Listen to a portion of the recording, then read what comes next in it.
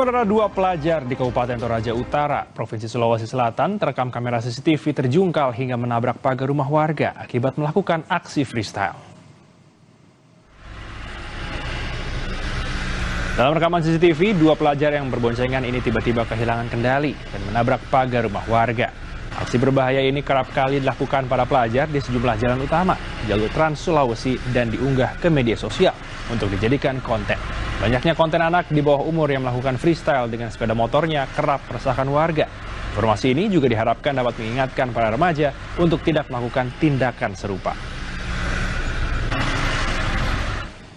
Informasi berikutnya, ledakan terjadi di Bandara Miyazaki, Jepang, hari Rabu hingga menyebabkan pembatalan lebih dari 80 penerbangan. Ledakan kemudian diketahui berasal dari bom milik Amerika Serikat yang belum meledak dari sejak masa Perang Dunia Kedua.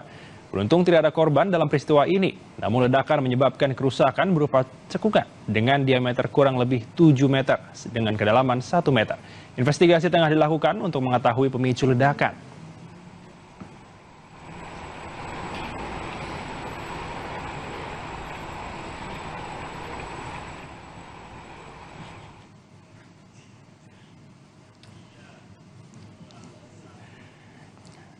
Selanjutnya, saudara, tanah longsor menerjang kota Cove Creek, North Carolina saat badan Helen bergerak ke seluruh Amerika Serikat ke bagian tenggara.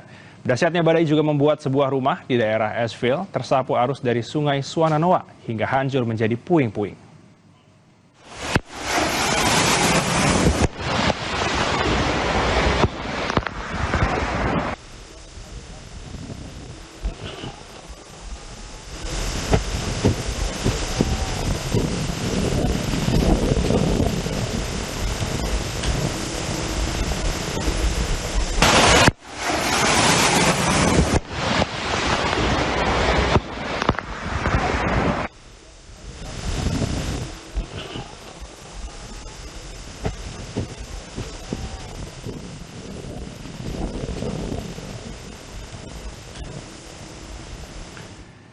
Terima kasih telah menyaksikan berita utama hari ini, saudara. Saya Elgin Fridianto. Dan saya Valentina Sitorus pamit undur diri. Terus saksikan Kompas TV, independen terpercaya. Terima kasih dan sampai jumpa.